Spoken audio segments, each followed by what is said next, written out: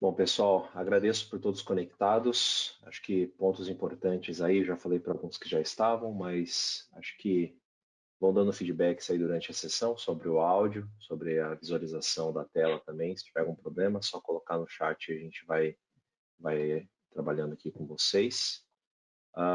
Perguntas, né? Tem a área de questões ali do GoToWebinar, então fiquem à vontade para ir mandando, a gente vai respondendo sob demanda aqui, trazendo pontos de vistas e, enfim, o que a gente também não respondeu hoje durante a sessão, a gente vai responder depois por e-mail para vocês também, tá?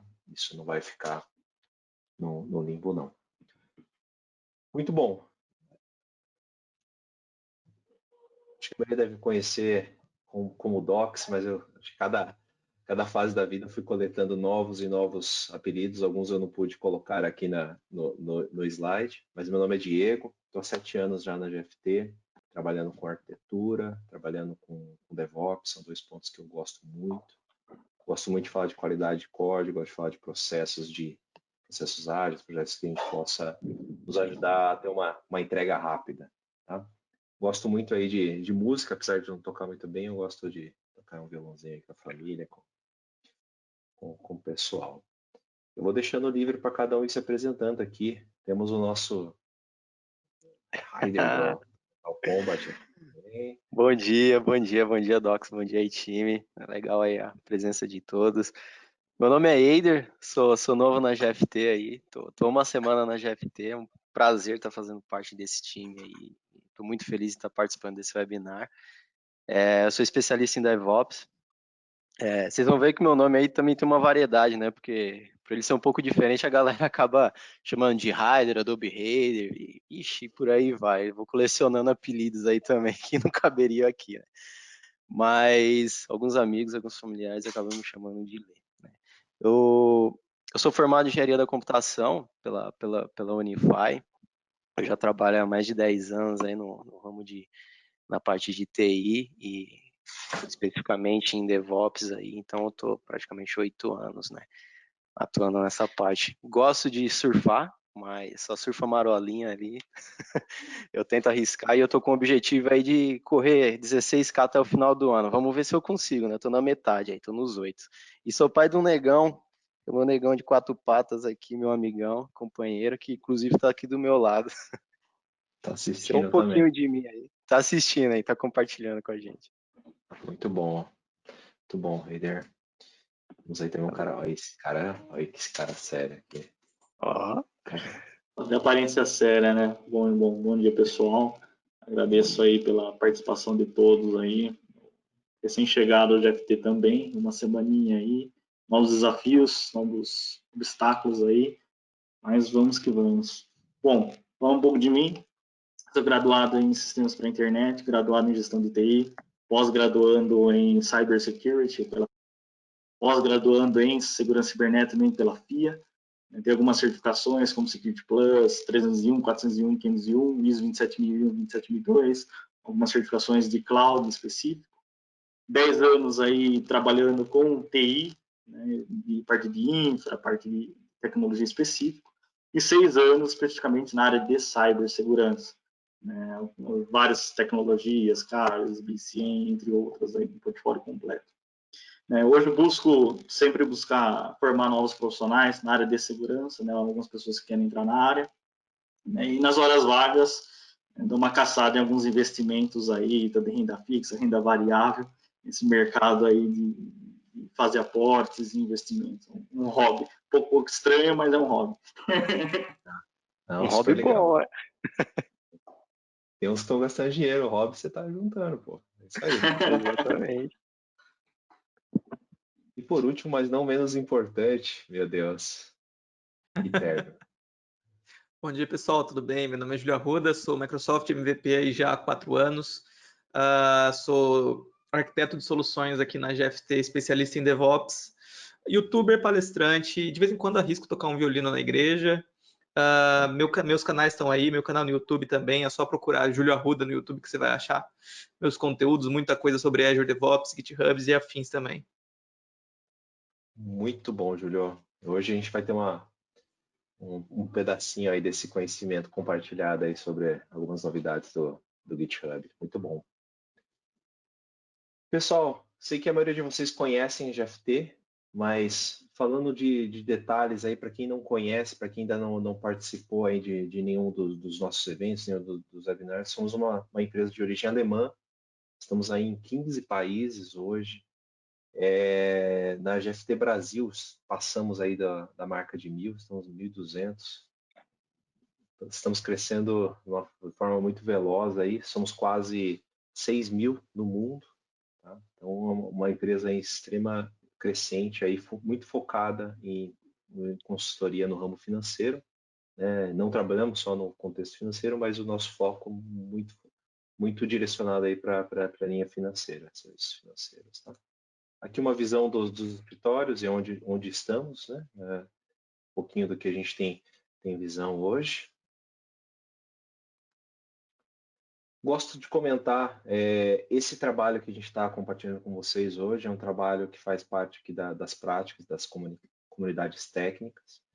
Esse aqui é um exemplo de um dos eventos que a gente fez no ano passado, um dos workshops, que a gente vai rodar logo aí, logo mais, soltando alguns spoilers, teremos aí um workshop online. Mas esse aqui foi um exemplo de um workshop que a gente rodou com a comunidade interna, então palestrantes são profissionais dentro da GFT, são pessoas que querem compartilhar conteúdo, assim como estamos fazendo hoje aqui um pouquinho, né? E aqui um pouquinho das mídias, então se você ainda não se inscreveu, vai no Facebook, LinkedIn, tem o Meetup também com toda a nossa agenda também, então temos distribuído bastante coisa legal aí. Tá? Gosto de trazer esse slide aqui, que ele é muito interessante em termos de visão e de entrega. Isso aqui é um pouco do que a gente traz como oferta formatada, dentro do que as necessidades, principalmente do contexto financeiro, mas os contextos dos nossos clientes. Então, a gente tem aqui as caixinhas com as entregas. Hoje a gente está olhando muito para a DevSecOps, é uma dos pilares ali da transformação digital. Sem dúvida, para a gente transformar uma empresa, a gente tem que pensar muito em automações, em como eu posso agilizar processos, como que eu posso criar processes, diria assim, então processos que eles podem ser resolvidos de forma automática.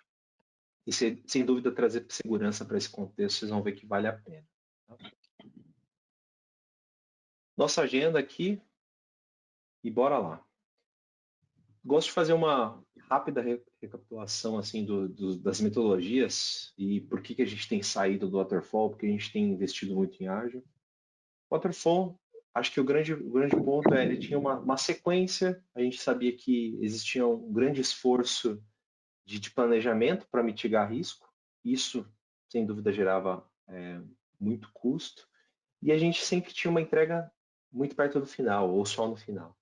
Então, isso fazia com que alterações dentro desse caminho não eram muito bem aceitas. Né? A gente percebeu que isso versus a necessidade de mercado não estava aderente. E o processo ágil ele trouxe uma linha bem interessante de experimentação, entregas contínuas, pequenas, contínuas e evolutivas, e a gente realmente investir se tem que falhar, vamos falhar rápido, para que a gente não invista ou invista o menos possível naquele protótipo, naquela ideia, e eu entenda que eu tenho um próximo modelo para trabalhar, um próximo plano. Então, ele trouxe muito isso à tona, né? Isso como metodologia. Mas, antes do DevOps, então a gente falou de metodologia, sem a engenharia, toda entrega, ela se parecia muito com uma catapulta, porque eu tinha aquela questão, já vimos aquele desenho do Dev jogando uma bombinha para o cara de Ops, por exemplo, acho que aqui ele vai na mesma linha, que é eu lançar entregas, né, e o time de Ops lá dentro do castelo ali se protegendo, o pessoal de segurança se protegendo das entregas, porque eles querem defender o ambiente. E muitas vezes a aplicação, ela se torna ali uma porta aberta para ataques. Né? Então, por muito tempo isso aconteceu, acho que com o que a gente já conhece de DevOps, isso tornou-se um pouquinho menos doloroso. Acho que ainda Tem empresas que estão um nível maior, tem empresas que estão adotando, tem empresas que estão otimizando. Então, tem vários níveis de maturidade, mas, de uma certa forma, esse processo de engenharia, que é automatizar, criar pipelines que entregam uma aplicação, que executam um teste, de repente que troca, que gera uma nova versão, né? A gente tem o build, a gente tem o release.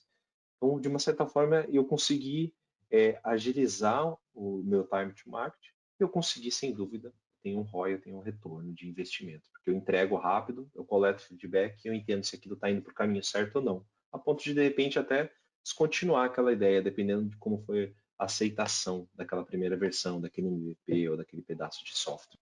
Tá? Então, eu gosto de trazer essa ilustração para a gente chegar aqui e falar assim, poxa, mas e aí? Parece que alguém ficou de fora, né? Devemos pensar em segurança? Sem dúvida, sem dúvida. E aí, quando a gente fala na evolução de times e como segurança foi sendo adaptada a esse contexto, acho que, primeiro ponto, acho que muitas pessoas devem conhecer o departamento de segurança do departamento do não. Por quê? Porque eles têm uma responsabilidade gigantesca sobre segurança de informação, segurança dos recursos, e às vezes isso gerando, assim, não só problemas financeiros, mas, assim, problemas regulatórios.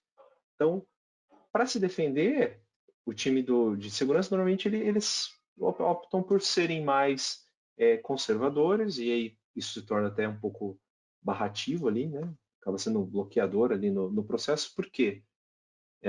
Porque eles têm que defender, né? O objetivo deles ali é defender o ambiente, defender as informações daquela empresa, daquele contexto, daquele conglomerado.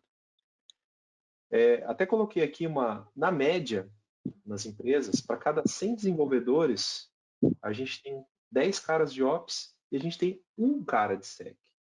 Olha a quantidade de código sendo gerado, de produtos, de aplicações sendo geradas versus um cara só. Né? A gente está falando aqui de uma média, de uma proporção, para que vocês tenham visão de como acontecia. Então, normalmente, por só ter um cara, esse cara normalmente ser caro ou a disponibilidade dele não ser algo alto, assim, ou disponível, né? Ele não está disponível para o time de desenvolvimento, normalmente ele entra no final, normalmente muito focado em teste de penetração ou algum teste que valide a aplicação já em produção. Mas se ele já foi para a produção, depois a gente vai ver um gráfico interessante, ele já está exposto. Então, assim, a probabilidade de ter um ataque, ela já existe. Pode ser que pequena, mas existe. Ele já está em produção, ele já está exposto. Depois a gente fala do segundo nível. SDLC a gente nem usa muito mais esse termo no contexto ágil, é um contexto que ele vinha junto com o processo de ALM, né? Mas é interessante olhar para essa perspectiva, porque o SDLC trazia muito o foco na aplicação. E eu entendo que, nesse momento, a aplicação ela começou a ter mais preocupação de segurança naquele fluxo, mas Ops não entrava, não fazia parte. Vocês veem que não existe a fase de DevOps aqui. E isso é bem... eu coloquei dessa forma até para ficar bem fácil de ilustrar. Então, no processo de SDLC, eu trouxe para aplicação e eu não tinha o Ops ainda fazendo a entrega. No DevSecOps, a gente vai entender que é muito importante eu ter um engajamento, seja de Ops, seja de QA, seja de Sec, desde o início, desde a concepção de uma história, desde a visão do produto. E essa construção vai fazer com que as coisas estejam compliant, que continua sendo uma preocupação do time de segurança, mas que não é só uma responsabilidade do time de segurança, que todos são responsáveis, seja em níveis diferentes, mas todos são responsáveis por segurança dentro do seu contexto. E é isso que a gente vai aprender aqui, tá, hoje. Esse é o gráfico aqui. A gente tem 3 informações importantes. A faixa azul escura, ela fala sobre injeção de defeitos, ou seja, aqui está muito claro que eu vou criar defeitos em tempo de criação de código. Né? Enquanto estou codificando, estou gerando problemas. E aí, inversamente proporcional, eu tenho uma linha laranja aqui que é onde e como eu encontro esses problemas. Então, a gente vai usar um teste unitário. O teste unitário tem valor? Tem. tem valor. Ele tem uma certa validade em termos de encontrar problemas, mas ele não vai encontrar todos os problemas na minha aplicação. Testes funcionais ajudam? Ajudam. Depois a gente vai falar de aplicar um SAST, um DAST, enfim, pontos que podem validar o meu código, o meu binário, também são importantes. Cada um deles vai trazendo, de uma certa forma, problemas que eu não tinha coberto ainda no meu processo. Mas se vocês verem de uma forma crescente, a gente tem aqui sai de 4 depois para 10 vezes aqui entre o teste funcional e o teste de sistema. Tá? Até uma entrega onde eu tento reduzir o máximo possível. Vocês veem que ele não foi para zero. Tender a zero é um negócio muito complicado. Né? Aqui o ótimo é inimigo do bom. E por fim, a linha vermelha, que acho que é o sinal que a gente tem que ter na mente, é o seguinte: quanto mais à direita, ou seja, desde a concepção até a entrega em produção, lá em produção, se eu encontrar um defeito, ele custa, em média, 640 vezes o que custaria ali em tempo de codificação, o tempo de design, que é o momento que eu estou tentando construir alguma coisa pequena ali e entender se aquilo atende ou não. Então, quanto mais à esquerda, mais barato eu tenho, mais barato o custo de um defeito. E aí, até então, a gente está falando de simplesmente um bug. Mas quando a gente fala de segurança, a gente está falando sobre vazamento de informações sensíveis. A gente está falando que muitos impactos, às vezes até imensuráveis, como, por exemplo, uma reputação de uma empresa. Então, assim, eu uso um banco, uso o serviço de um banco. E por algum motivo, houve um vazamento de informação. Eu vou continuar utilizando o serviço desse banco? Provavelmente não. Isso vai ser um movimento em massa, a ponto de repente, até quebrar essa empresa. Ou seja, dependendo do tipo de ataque que você toma, você, sem dúvida, tem custo financeiro para reparar, mas a reputação, né, a sua credibilidade no mercado, pode ser algo que não tenha reparação alguma. E aí é onde eu quero chegar, que assim, faz sentido eu investir em segurança dentro do fluxo de desenvolvimento? Sem dúvida. Pensar em fluxo seguro faz sentido. Vai tornar um pouco mais caro? Vai. Mas se eu comparar esses 640 vezes ou esses problemas de ataque, eu já tive alguma API atacada dentro da minha aplicação? Muitas vezes a resposta é não sei, porque eu não estou monitorando isso. Isso é pior ainda. Né? Olha o tipo de. Então, assim, a gente não ter a monitoração correta, a gente não ter os cuidados na entrega, você acaba tendo um problema ali que é visibilidade, né, e maturidade em relação ao seu contexto. Tá? Quando a gente fala de DevSecOps, então, mindset, não esqueçam, todo mundo tem responsabilidade por segurança, independente do nível. Todo mundo vai se tornar um especialista em segurança? Não. A gente entende que vai ter um, dois, alguns especialistas e vão ter as pessoas que vão ser os multiplicadores, os champions, os responsáveis ali, os embaixadores, dependente da terminologia, são pessoas que vão multiplicar esse conhecimento dentro dos squads de forma que eu tenha como aplicar isso de forma rápida. Então, todo mundo vai conhecer. Então, treinamento, troca de informação vai ser algo muito forte dentro desse fluxo.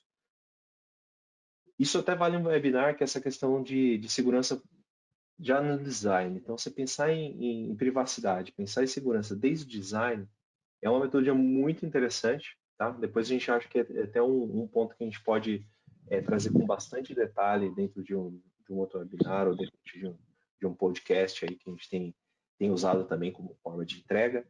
E é uma abordagem bem interessante, que é eu pensar desde isso nisso. Então, fazendo o shift to the left, como eu comentei no outro slide, não só para reduzir custo, mas também para cobrir o máximo que eu puder já na concepção, ou no desenho, ou na construção, na codificação. Tá? E aí é uma missão que ela realmente é dolorosa, que como que eu consigo manter a velocidade sem sacrificar as políticas, né, as compliance de segurança. A gente vai olhar um pouquinho como que a gente pode trazer algumas ferramentas ou até metodologias para dentro para nos facilitar em relação a isso. Tá? Vocês veem que o fluxo de DevOps ele sempre tem essa linha contínua, o que significa que a gente sempre está falando de um aprendizado, de uma entrega contínua, de um aprendizado contínuo, mas alguns pontos interessantes, de novo, com segurança dentro do processo, desde o início, sem dúvida, a gente vai aumentar o velocity do time, sem dúvida, a gente vai aumentar o time to market. Outro ponto, custos. Então, a gente já viu aquele slide, já temos os argumentos, as evidências necessárias para entender que a gente vai trabalhar com custos também. Observability. Esse também é outro tema gigantesco.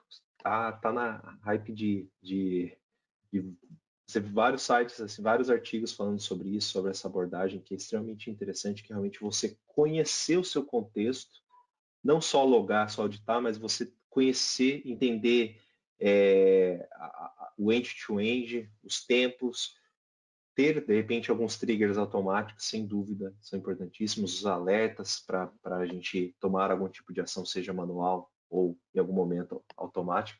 Mas Observability, ele trata muito essa questão de você ter uma visão inteligente da sua, de toda a sua esteira, e aí estamos falando desde a concepção de uma história. Então, assim, quanto tempo dura desde que eu gero uma atividade até a sua entrega? Quanto de retrabalho que eu tive? Então, assim, são pontos interessantes para que eu possa, por exemplo, entender, posso criar, sei lá, alguns algoritmos até de machine learning, comecei a ver um pouco sobre isso, não é minha praia, mas achei super interessante, que é como que eu posso direcionar padrões de ticket, seja bug ou seja melhoria, para os melhores desenvolvedores, não os melhores desenvolvedores, mas os desenvolvedores que vão atender melhor aquele tipo de demanda. Olha que interessante. Então, e isso também eu posso olhar para a parte técnica, que é desde reduzir ou aumentar algum tipo de capacity, seja cloud, da minha infraestrutura, e até entender se algum comportamento pode, de uma forma preditiva, gerar um problema daqui a algumas horas. Então, dependendo de um determinado ritmo que meus microserviços ou meu back-end está trabalhando, pode ser que eu tenha um problema daqui a X horas. Isso é importantíssimo. E isso é super difícil também, tá? Não estou dizendo que é fácil. A gente vai resolver todos os problemas, mas é uma linha muito interessante de se trabalhar. A gente começa, sem dúvida, você tem uma confidência muito grande com o seu processo. Você sabe que se você colocar porco, vai sair linguiça, vai sair um baconzinho do outro lado, mas se você colocar alguma coisa diferente, ele vai dar pau. E você entende que aquilo é aceitável. Se não é, você vai ter que ter uma tratativa para isso. Tá? Por fim, compliant. Sem dúvida, o objetivo é que a gente tenha essa visão de se manter ainda seguindo as regras seja as políticas da empresa ou os regulatórios, mas visando segurança sempre. Tá? Gosto muito desse slide aqui. É um slide que a gente usa dentro tanto da nossa proposta de DevSecOps, como também na construção de backlog, na forma da gente mapear backlog. Então aqui, de uma certa forma, eu deixei user stories, mas a gente está falando de uma fase de design, e aí a participação, sem dúvida, a gente já tem que ter o SEC ali olhando trazendo a perspectiva de segurança, assim como a gente trouxe Ops, olhando para questões de infraestrutura, QA, olhando para critérios de aceite, o que ele vai querer testar. Né? O Dev, sem dúvida, sempre participou dessa conversa, e PO ou BA também. Tá? Em termos de repositório, e aí a gente entra numa seara que existem várias abordagens para a gente cuidar dos nossos clientes, não tem certo e errado, mas existem formas mais inteligentes e que custam menos em termos de merge ou de tempo de pull request. Então, você tem que estar ligado um pouco no que é aderente com o seu produto, com o seu time. Feature toggles é uma abordagem, não é obrigatória, mas quando a gente fala de um produto novo, pensar dessa forma acho que ajuda muito, porque você começa a ter botõezinhos que ligam ou desligam uma funcionalidade no ambiente. Então, você tem sempre o mesmo código sendo deployado em todos os ambientes e eu simplesmente ligo ou desligo. Tenho só um turn on, turn off ali daquela funcionalidade. É bem interessante. Mas quando a gente entra também em contextos mais complexos, isso pode trazer alguns problemas. Então a gente tem que ter uma certa parcimônia para tratar esse cara. sem dúvida, pensar em tag, eu gosto muito de falar disso, porque muitas vezes a gente tem vários branch release 1, 2, 3, 4, 5, 6, 7. Quando a gente fala de tag, primeiro, ele continua sendo um branch, mas é um branch imutável, um branch read-only ali, que ele é uma foto e você pode até fazer uma cópia dele e trabalhar, mas ele não aceita edições. Então, é interessante que você tenha formas inteligentes de gerar esta tag, para que isso depois seja um gatilho para você fazer a sua promoção de pacotes. Né? Depois eu vou falar em release. Tá? Falando rapidamente dos 4 itens aqui, até para a gente tentar dividir os tempos aqui. Eu gosto de falar, né? Vocês viram que eu vou gostando de falar e vou falando e vou falando. A gente tem essa questão de build, a gente vai entrar no detalhe daqui a pouco sobre opções para escanear, né? Alguns exemplos interessantes, mas sem dúvida aqui eu estou tentando garantir algumas regrinhas desde qualidade, de segurança e, enfim, gerar um binário novo. Né? A gente fala muito sobre repositórios de artefatos aí, pode ser o Nexus, pode ser o Artifacts da JFrog, pode ser o próprio Azure Artifacts, mas enfim, é gerar um binário e esse binário seja imutável, eu vou simplesmente pegando ele e promovendo entre os ambientes, como eu disse em relação ao código. Tá? Em relação à configuração, sem dúvida, pensar em o que é sensível, ele tem que estar isolado num cofre, tem que estar num lugar diferente do que seja o meu código ou dentro do meu binário. Né? Acho que, sem dúvida, continuar usando arquivos de configurações, eles vão acontecer, mas dados sensíveis, use um cofre, pense numa estratégia que você tire essa responsabilidade que muitas vezes fica do lado do desenvolvedor, ele conhecer, precisamos disso. Você não precisa. Ele precisa conhecer, de repente, talvez, um ambiente de dev, de homologação, mas não produtivo. Produção. Então, são chaves que elas podem estar isoladas. E acho que se você conseguir ter uma autoridade para, de repente, o cara só ter acesso a dev, tá? Em termos de entrega, eu vejo que é muito comum a entrega linear. Eu troco versão 2 por versão 1. Se acontecer algum erro, eu volto versão 1 e tiro a versão 2. Mas é interessante a gente começar a pensar de novo, o observability, ele traz para a gente algumas tomadas de decisão até na forma de entrega. Blue-green, tudo bem que ali eu estou criando uma infraestrutura paralela, depois que eu testei, eu simplesmente faço um shift de DNS ali. É uma abordagem bem interessante. Mas quando eu falo de Canarian, que é você ir propagando por regiões ou por número de pods, enfim, dependendo da sua infraestrutura, sem dúvida você precisa ter uma maturidade em relação à gestão da sua infraestrutura e sem dúvida você precisa entender quais são os gatilhos, né? E ter isso automatizado sem dúvida seria o melhor caminho. Tá? Por fim, otimizar para que a gente feche o ciclo de aprendizado contínuo a gente monitorar, seja custo, seja performance. Pentest é importante? É importante. Só que ele tem um nível de aplicação e sem dúvida ele pode encontrar alguns produtos, mas entendo que ali ele já está em produção, ou ele já está no ambiente ali muito perto da produção. Então, quanto mais à direita, mais caro vai ficar. Então, depois a gente vai falar de algumas abordagens aí que podem nos ajudar a mitigar esses erros. Bom? Quando a gente fala de segurança participando da concepção de histórias, eu trouxe esse slide específico de Evil Stories que eu acho bem interessante.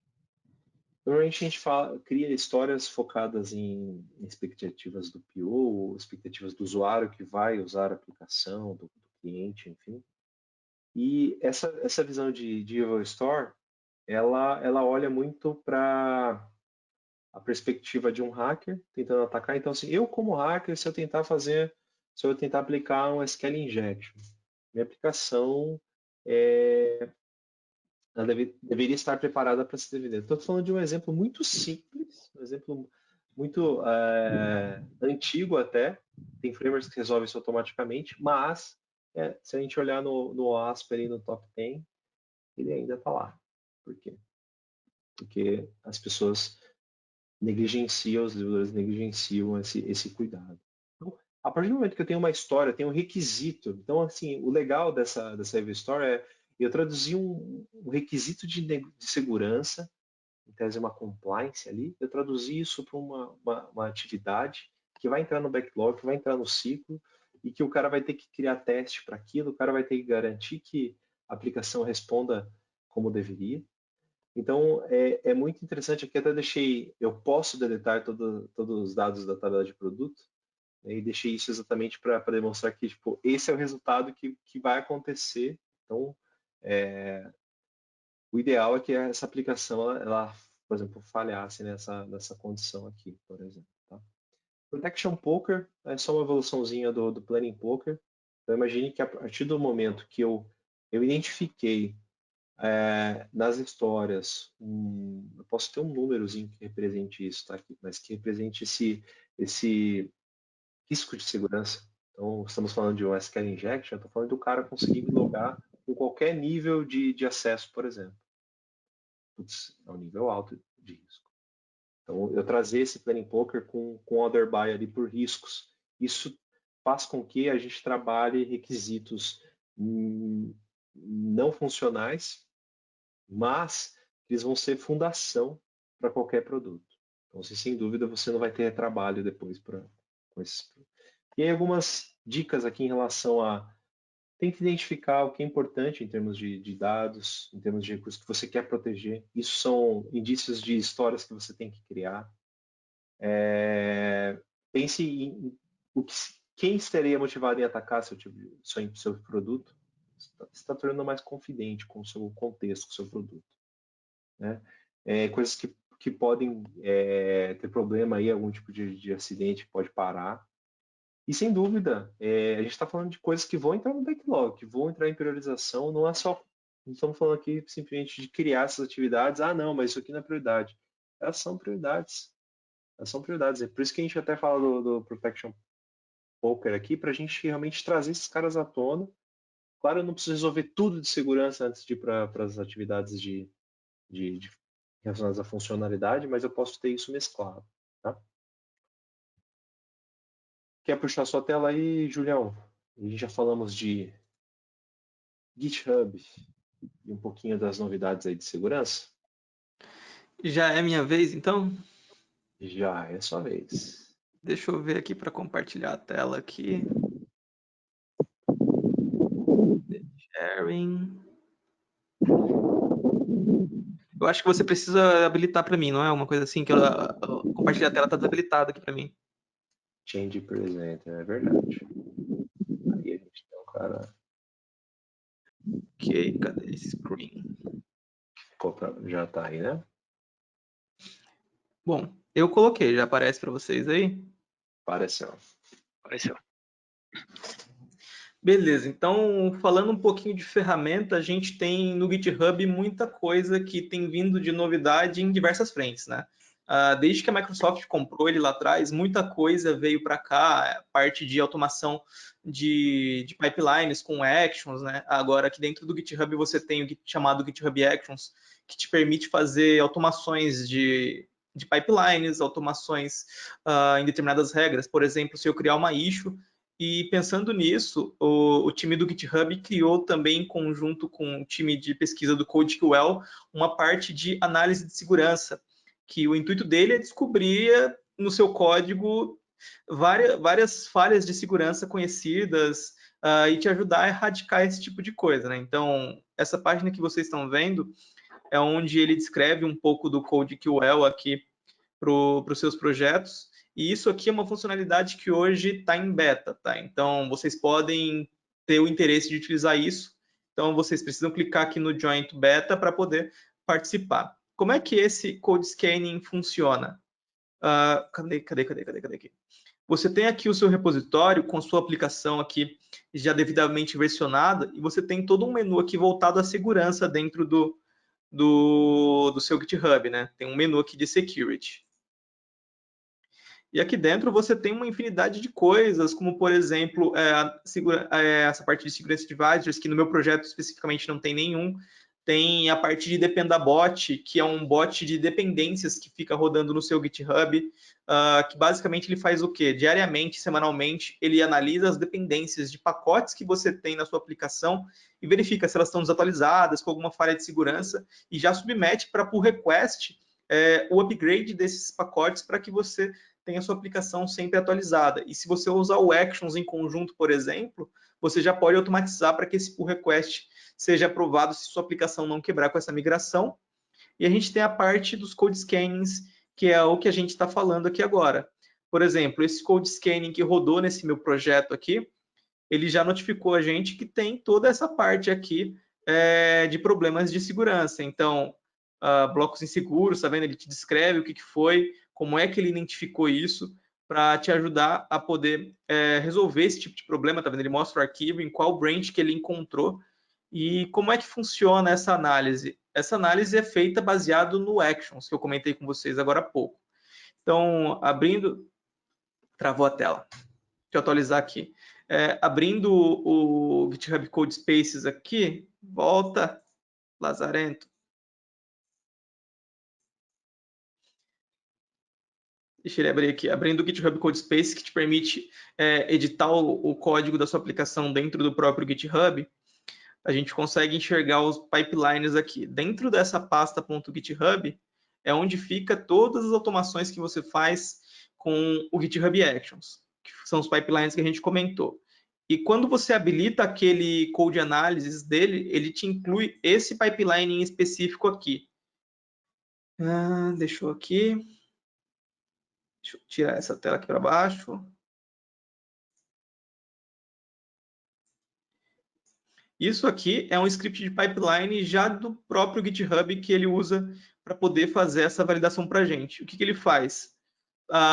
Em cada trigger de pull request que você fizer, a cada push que você fizer no seu repositório, e todo dia de maneira agendada, nesse timer que ele configurou aqui, ele vai fazer essa análise de segurança para você aqui, dependendo do que você fez. É um script bem simples que te permite habilitar aquelas análises de segurança que a gente fez ali. Então, toda vez, todo pull request que você faz, ele precisa dessa validação de segurança, te trazendo um passo a mais, uma segurança a mais ali, que o seu desenvolvedor não trouxe nenhuma dependência danificada para o projeto, nenhuma falha de segurança para o seu projeto, e que com isso você leve código sempre seguro para a sua branch master e para o seu repositório. Cadê meu repositório aqui? E para as actions, você pode acompanhar, por exemplo, aqui até mesmo o log de execução desse processo.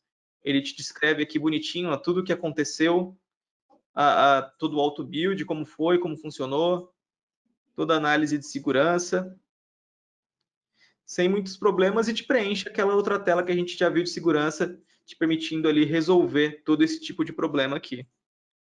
Docs, eu acho que para minha parte é basicamente isso aqui.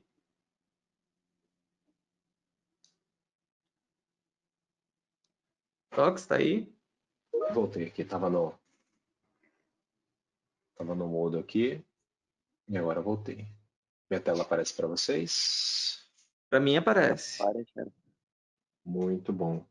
Obrigado, Julião. Acho que é bem interessante ver essa movimentação, né? Primeiramente, essa movimentação da Microsoft na utilização do GitHub e como isso está amadurecendo, esses pontos de a questão do Actions, que eu acho que é bem interessante, agora com essas avaliações aí, com essas validações, né, de segurança. Acho que isso é bem interessante mesmo.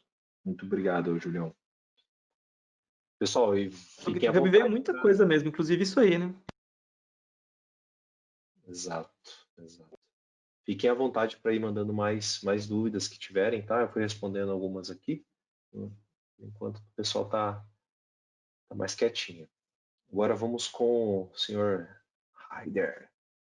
Opa, vamos lá. Eu até pulei rápido no meu slide lá para não tomar muito tempo. Fique à vontade aqui para falar um pouquinho, tá, Haider? Com certeza, perfeito, vamos lá. Bom, eu gosto de começar falando que o DevSecOps ele vai além ali das ferramentas que a gente está utilizando, né? A gente tem ferramentas que pode estar ajudando a gente nesse processo, né? Mas que nem você comentou um pouco atrás, o DevSecOps, né?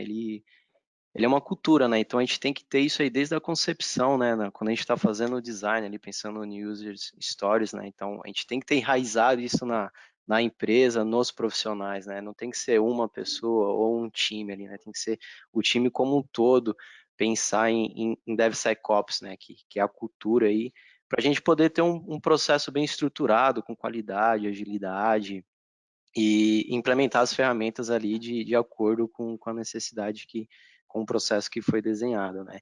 Então, entrando um pouco nessa parte de segurança, né, que a gente tem falado bastante hoje, a ideia aqui desse desenho é a gente conseguir ver onde que se encaixa cada parte de segurança, né? Algumas tecnologias de segurança em si. Então, a gente pensando ali que o desenvolvedor tem a cultura de pensar em um código limpo, né? Em pensar que esse código tem que ser um código testável e de uma maneira fácil de ser implementada, né? Então, a gente tem algumas ferramentas que ajudam a gente a fazer o SAST ali, né, que é a análise do código estático, né. Então, se ele estiver usando o Visual Studio, ele pode usar o Int ali, que conforme ele está desenvolvendo, ele já consegue fazer a análise do código e e o desenvolvedor conseguir enxergar ali se tem uma vulnerabilidade ou não, de acordo com o scan que ele faz, né. Ou integrar isso aí também numa ferramenta de pipeline para rodar aí esse SAST igual o Júlio estava mostrando aí para a gente, né? Seguindo com a esteira aí, na parte de teste, de homologação, né? A gente encaixa aí o DAST e o IAST, né?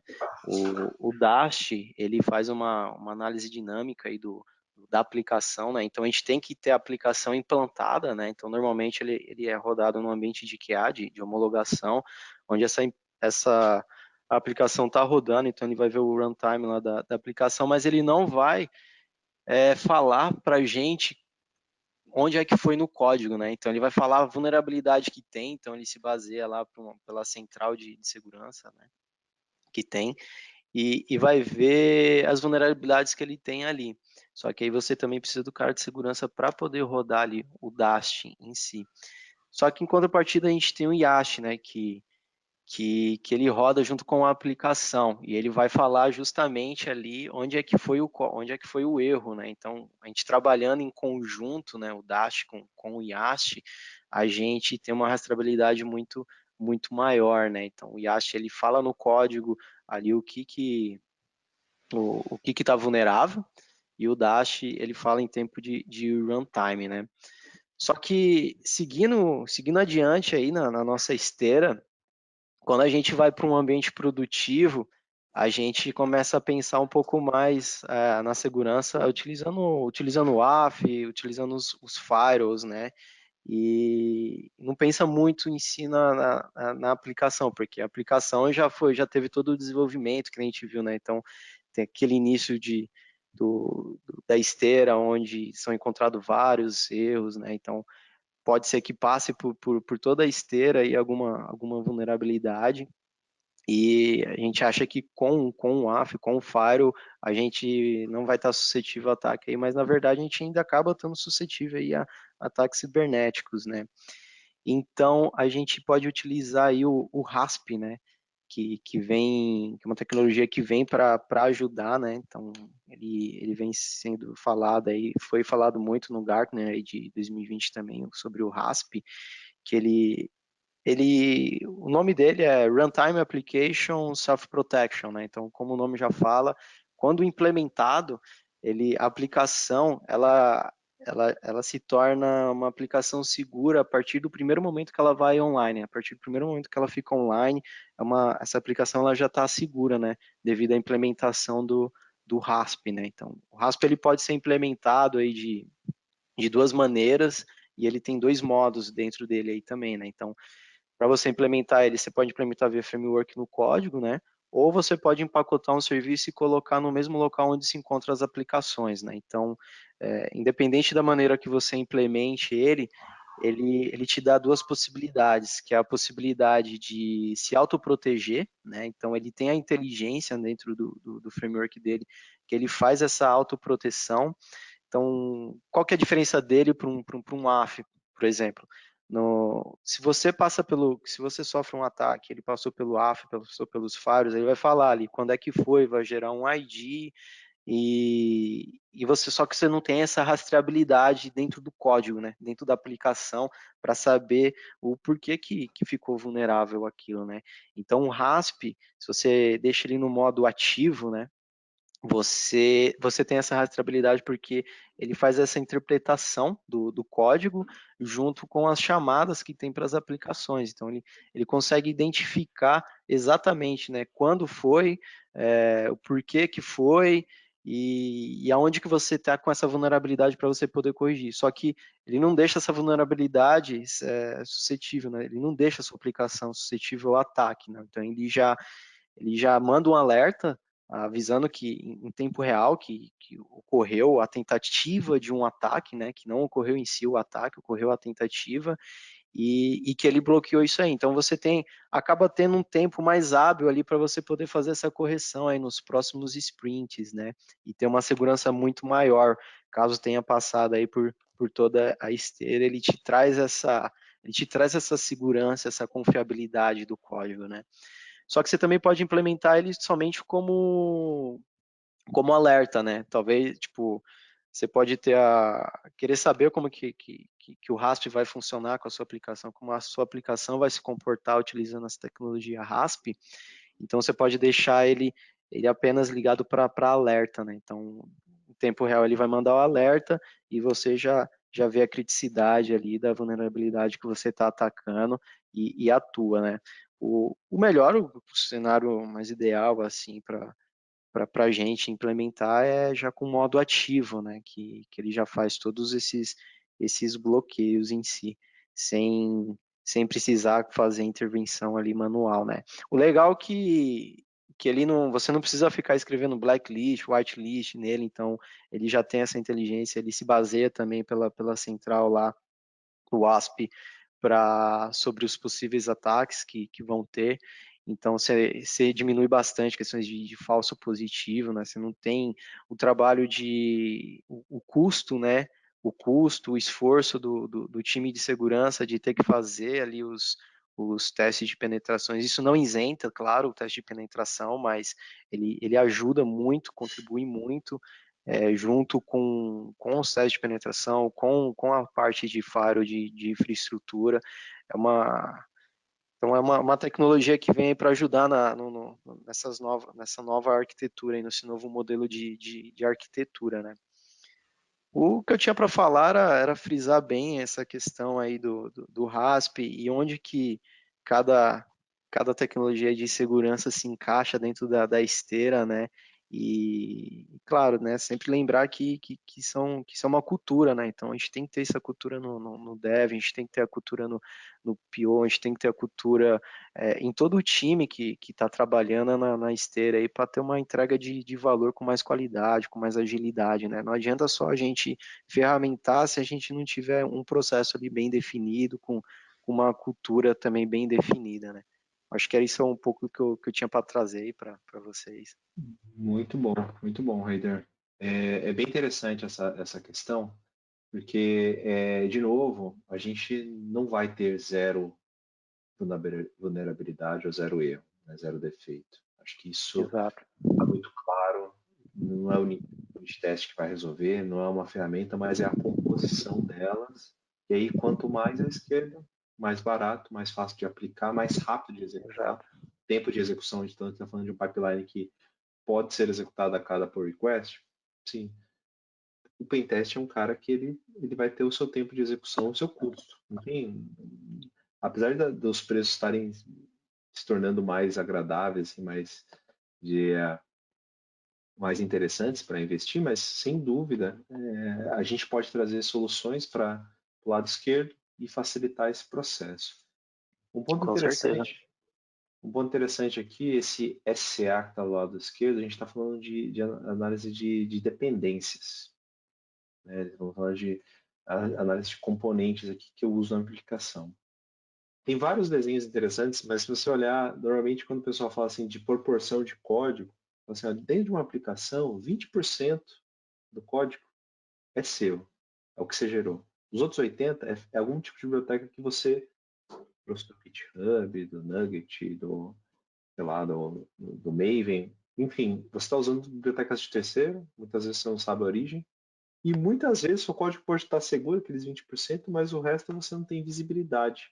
Então, assim, acho que Exatamente. olhar isso também, ter esse controle, né, esses scans, eu acho que eles ajudam bastante para isso, tá? Depois eu vou compartilhar esse documento também com vocês, tá? Eu deixo aqui uma lista de exemplos, são exemplos, então assim, a gente já teve várias ferramentas que a gente já trabalhou para SAST, para DAST aqui, RASP, estamos começando aí a avaliar opções, que eu acho que é um modelo bem interessante aí, a abordagem que, somente essa ideia do framework da aplicação já ter esse self-protection ali junto.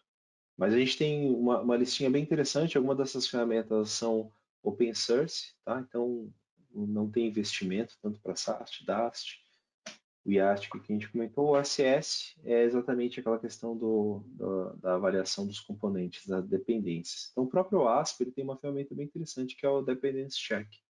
E ele vai olhar, vai avaliar, ver se aquele componente, aquela versão pode ou não ter alguma vulnerabilidade e te avisar, e de repente você tem que só fazer um upgrade e resolve. Em alguns casos você tem que trocar a biblioteca, dependendo do tipo, né? Mas é importante você ter isso bem controlado. De novo, confidente com o seu ambiente, com o seu produto.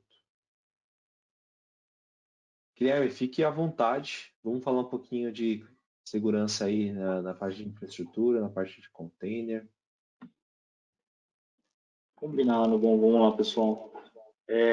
Falando na parte especificamente de container, né, a gente vê que antes a gente tinha máquina virtualizada, né, toda a parte on-premise, e agora a gente começou a ir tudo para a nuvem, né, especificamente a parte de container. Né, e como que eu garanto a segurança, né, quando eu tenho um naviozão lá, um barco, né, com vários pedacinhos, né, eu não sei onde está cada parte desse pedaço, né, às vezes um está no repositório, outro repositório, né, e a gente precisa juntar tudo isso e garantir a segurança. A gente precisa ter visão de tudo isso, né? E aí que a gente entra na parte de segurança para container, né? Não difere muito da segurança atual, né? A gente tem a segurança em camadas, né? A gente deve garantir a segurança em etapas, né? Começando ali pela parte de kernel, parte de código, do container especificamente, né? Automação, né? A gente vê a parte de automação da segurança, ou seja, eu liberar acesso para quem deve naquele container, né? Eu verificar se é um container íntegro, né? Se não teve modificações, né? Porque às vezes a gente puxa né, muitas máquinas, a gente faz a cópia dessas máquinas e uma instância ela vem talvez infectada, então a gente tem que garantir que aquela instância é íntegra, né? Que tem uma validação do Docker, né? Que eu tenho baseline aplicado naquela instância. Para mim não garantir, igual o Diego comentou, às vezes a gente tem né, garantir a segurança do código todo, mas a instância ela já está às vezes infectada, né? Eu já puxei essa instância infectada. Então tem que garantir que ela tem uma segurança também.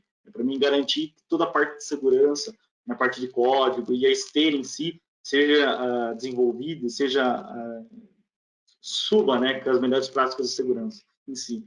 Né? Segurança granular, né? Ou seja, eu consigo garantir a segurança em partes dentro do container, né? Em aumentar a parte de deploy, né? Fazer o deploy de forma mais rápida, né? E o kernel, né? Às vezes a gente pensa na camada mais alta da segurança em si, do container, e esquece das camadas mais baixas, né? O kernel ali fazendo a configuração né, de cada instância, e se comunicando ali com cada instância. Então, tem garantida né, desde a camada mais alta até a camada mais baixa, né, e que entra a segurança em camadas. Bom, Diego, eu acho que era mais dar um overview do container em si, né, que ele também está suscetível a ataques, né, a gente pensar aí que como a gente está migrando para o cloud, migrando para essa parte de container, né, e DevSecOps vem muito forte nisso, tanto a parte on-premise que os hackers miravam, hoje também a gente está suscetível a ataque na parte de container. E isso daí a tendência é crescer cada dia mais, né? Vazamento, como você comentou, vazamento de dados, essa parte de comprometer empresas. Né? Imagine se eu tiver uma máquina infectada, né? Uma instância infectada que hoje é usada para cryptomining, se eu tiver uma instância infectada hoje que faz uma botnet, eu subi lá 20 instâncias, 30 instâncias, containers, e essas 30 fazem parte de uma botnet. Se comunicam com um CIC, comando controller. Então, eu tenho essas 20 máquinas trabalhando com a minha aplicação, mas ao mesmo tempo elas estão sendo utilizadas para uma botnet. Então, garantir essa parte básica do container também faz parte aí da segurança. E auxilia muito nessa parte, todas essas camadas que a gente está falando de DevSecOps. Muito bom, muito bom. Eu vou, antes da gente avançar aqui, eu estava dando uma olhadinha e tem algumas questões que eu gostaria de passar aqui rapidamente. Deixa eu só botar aqui questões. Quais os passos práticos que a GFT Brasil poderia tomar para padronizar práticas de DevSecOps em equipes de projeto, né? Talvez treinamentos e acompanhamentos. Então, aqui, a gente tem uma comunidade interna, né? Uma prática, uma comunidade de DevSecOps, onde a gente tenta trazer um pouco de boas práticas, né? Um pouco de definições. Claro que, por sermos uma consultoria aí focado aí muito no contexto de cada cliente, então cada cliente tem o seu ambiente, tem as suas constraints, tem as suas dificuldades ou facilidades. Então acho que, sem dúvida, a gente pode ajudar, e aí quando a gente fala um pouco da nossa oferta, a gente entra com o modelo de Discovery, que é entender quais são esses gaps e como que a gente pode ajudar, seja com processo. Então, sem dúvida, a gente tem desde da questão do Agile, com o nosso time do LACE, que é o Lean Agile, nosso centro de excelência em Agile. A gente teria como ajudar nessa experimentação de ferramentas, e aí a gente vai, a última fase é a fase de vocês precisam de pessoas capacitadas para criar pipeline, para fazer deploy, para fazer monitoração de ambiente, sem dúvida a gente pode ajudar. Isso, dentro desse modelo, sem dúvida, workshops eles fazem parte ali dentro do que a gente entende como um trabalho de passagem de conhecimento, né? Eu entendo que, sem dúvida, essa passagem de conhecimento ela é primordial, né, para que a empresa possa seguir. Uma outra pergunta, poderia comentar mais detalhes da diferença entre DAST e IAST? Confesso que não ficou claro. Se a gente pensar, SAST é análise estática de código. Estou olhando para o código. DAST, ele é um teste, pode ser automatizado ou não, mas que ele olha a perspectiva de caixa fechada. Eu não entendo que está... Eu nem preciso do binário para fazer esse teste, tá? Imagina que eu tenho uma API ou uma aplicação web e eu executo uma automação que testa dinamicamente algumas coisas. Então, assim, a aplicação vai tentar fazer um SQL injection, vai tentar fazer um cross-site script. Ele vai pegar o que tem no top 10 ali como início. Claro que cada ferramenta tem um pouquinho a mais, um pouquinho a menos, mas normalmente eles olham para o ASP e eles vão tentar aplicar e ver se aquela aplicação, aplicar a regra, né, do que a gente tem no top 10 e vai ver se ele passa ou não. Tá? Então, o DAST é um teste de caixa preta, um teste que eu não conheço a aplicação. Quando a gente fala de IAST, ele roda junto com a aplicação, então ele tem um agent. Então, se eu estou falando de uma aplicação no servidor, tem um agent ali que vai monitorar e ele conhece esse binário, ele vai estar com um pouquinho mais de, não vou dizer de sujeira, mas assim, além dos binários, eu tenho ali um pouco do código para que ele possa, de uma certa forma, eu possa executar o mesmo teste que eu fiz no DAST, que era caixa fechada, caixa preta, e o IAST eu tenho forma de em runtime entender o que está acontecendo e apontar uma linha de código, um problema. Então, assim, eu linkei um pouco do que é o SAST e um pouquinho do que é do DAST. Tá bom? O problema é que aí vai entrar um pouco mais de custo, tá? Para essa execução.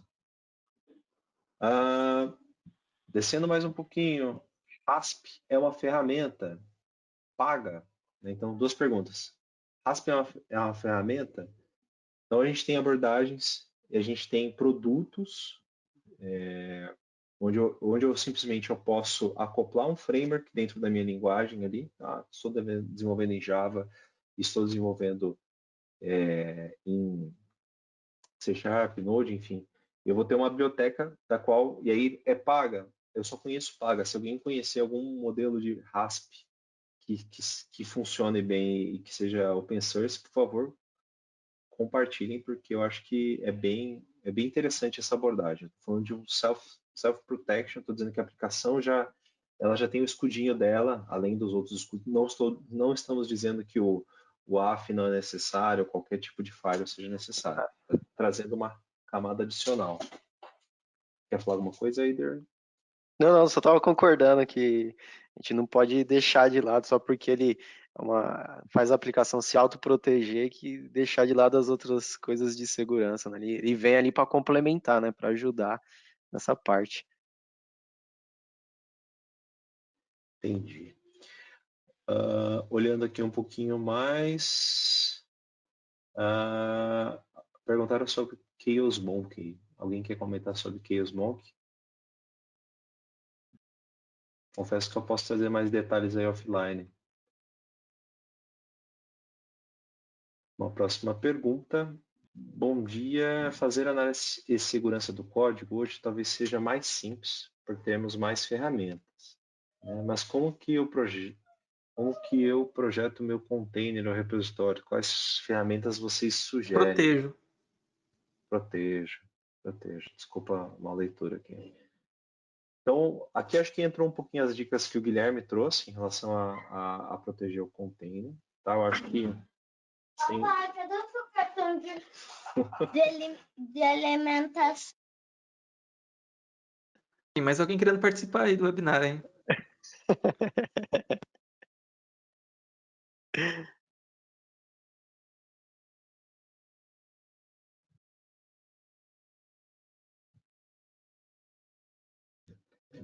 Tomei um ataque aqui da hora do almoço aqui. Dona Bia, muito bom. Aqui, eu diria que se a gente pensar em ferramentas de análise, eu entendo que muito padrão a gente vê o Sonar, o pessoal já olhando até o Sonar como um SAST. E eu diria que ele olha tão pouco segurança, né, que é importante a gente entender que assim, ferramentas como Veracode, Fortify, Checkmark são ferramentas que fazem isso muito bem. Eles não só fazem a parte de SAST, mas eles também invadem essa questão de DAST também. No caso do Veracode eu tenho o IAST. E a Veracode tem trazido também um produto focado em container. Tá? Eu acho que, de uma certa forma, ele acaba trazendo um exemplo do que eu conheço. Se alguém quiser comentar algum outro produto também, fique à vontade.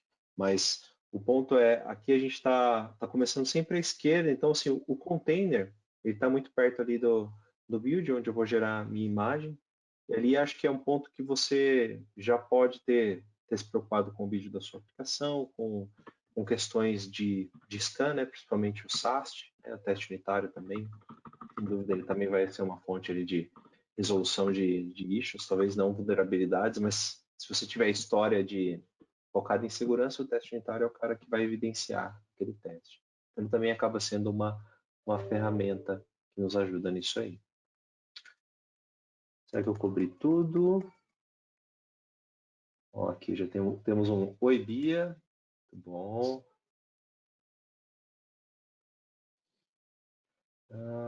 O Veracode tem mais eficiência e experiência. Né? Sim, nós temos sempre que recorrer a várias coisas.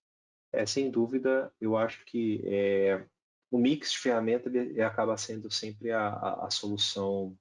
Na Veracode ele tem eu diria que um set de produtos bem interessante, desde de coisas que você pode colocar na sua IDE para fazer um lint, para fazer realmente uma refatoração, ele tem ferramentas para isso. Mas eu diria que hoje ferramentas específicas podem ajudar de players diferentes para a gente fazer essa entrega.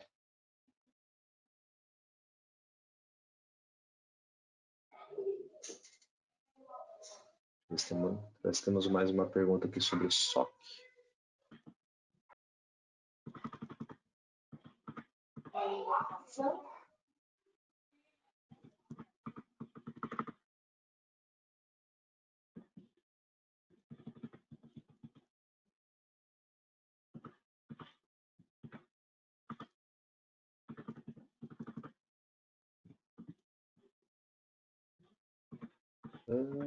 Ia falar do Sonar, traz muitos falsos positivos.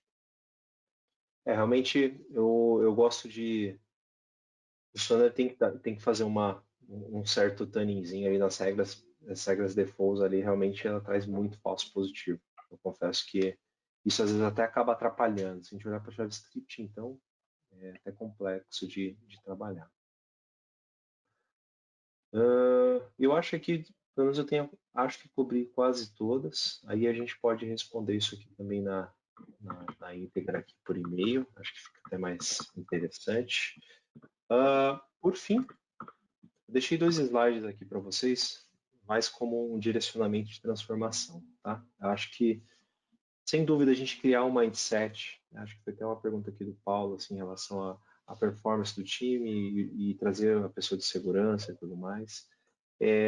Acho que todo mundo precisa conhecer um pouco de segurança, mesmo que em uma faixa menor que os especialistas. Treinamentos são necessários, nem sempre os próprios profissionais de segurança, especialistas de segurança podem fazer isso, mas por isso que eu disse até dos campeões aí, ou dos multiplicadores, a gente precisa ter esses caras plugados nos times e propagando essa informação e também trazendo feedbacks da aderência desses approaches. A gente falou de Evo Stores, que nos ajuda a traduzir compliance para atividade, tá? Trabalhar repositórios compartilhados, então assim, muita coisa de segurança normalmente tinha um acesso mais fechado, um acesso mais isolado, tente trazer isso o mais exposto possível para que não só desenvolvedores, nem QAs, mas todos os líderes, todos os POs conheçam a importância e a prioridade disso, tá? E sem dúvida, se a gente conseguir transformar alguma ação em self-service, sem dúvida isso vai trazer velocidade, que aí é onde a gente fala de trazer essas automações, esse know-how de DevOps para dentro de segurança, e o contrário também. Falamos de teste, várias sopas de letrinha, SAST, DAST e AST, questão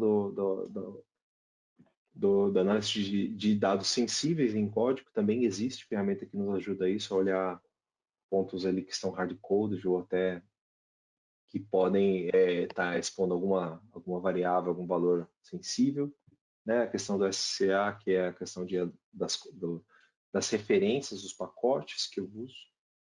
Tem um processo que está aumentando muito, né? Dada essa crescente de machine learning e AI. Existe um processo AI fuzzing, são ferramentas que nos ajudam a criar testes. E aí esses testes claro que eu vou criar alguns comportamentos, isso tende a ir crescendo automaticamente. Então, esses modelos, eles vão aprendendo como a aplicação funciona e vai aplicando testes ali, testes que normalmente a gente não pensaria tão rápido, tão fácil. Então, são produtos que nos ajudam também a ter uma visão, uma cobertura maior de teste, né? E aí a gente falou do RASP e do Pentest. E aí, assim, perguntas que tem que estar na ponta da língua. Se você não conhece o ASP, OWASP, acesse agora o asp.org, entenda o que essa entidade faz, dê uma olhadinha nos top 10. Provavelmente esses itens de vulnerabilidade você já se deparou com algum deles, já teve que lidar com algum desses problemas. Então é legal lá que eles explicam o que é o problema, sugestões de como resolver. Entenda dentro do seu contexto, do seu produto, como que os dados sensíveis estão sendo manipulados, seja em banco de dados, se eu estou criptografando, como que eu estou trafegando, se eu tenho um canal seguro, se eu preciso pensar alguma segurança em camada 7, camada 4. Entenda isso, entenda onde estão as vulnerabilidades, é um ponto inicial para a gente começar a atacar, né? E, sem dúvida, olhar para as dependências. Aqui eu coloquei third party, normalmente a gente refere a essa aplicação, mas eu também posso estar olhando para container, que é infraestrutura, eu posso estar olhando para produtos que podem estar gerando uma vulnerabilidade que não é a minha, né? Eu acho que essas são as mensagens que eu gostaria de trazer. Por último, e aí eu acho muito legal esse princípio aqui, que é a engenharia do caos, né? E aqui a gente fala muito sobre, eu achei já legal já a visão, que é simplesmente tente quebrar para fazer algo melhor. E quando a gente está falando disso, é um exercício de experimentação que eu trago para dentro do ambiente, que é quando eu tento quebrar a produção. Quebrar a produção talvez seja agressivo demais, mas vamos dizer que eu tenho uma cópia de produção e eu tento quebrar aquele ambiente. Imagine você fazendo uma hackathon na sua empresa com os seus desenvolvedores tentando quebrar a sua aplicação. Imagine a quantidade de backlog que isso iria gerar em termos de melhoria, seja na perspectiva de código, qualidade, né, ou pontos de segurança, ou até de infraestrutura. Então, ele fala muito de você criar hipóteses, trabalhar essas hipóteses em tempo real, e aí, assim, por isso que eu falei de uma cópia de produção. Lá eles colocam para você rodar em produção, mas eu acho que aí talvez seja caótico demais. E eles falam muito sobre como que eu posso minimizar esse blast radius. Então imagine que é quando eu lanço um tiro, um canhão, um laser, alguma coisa, né, o raio de explosão que isso tem, ou seja, o raio de impacto.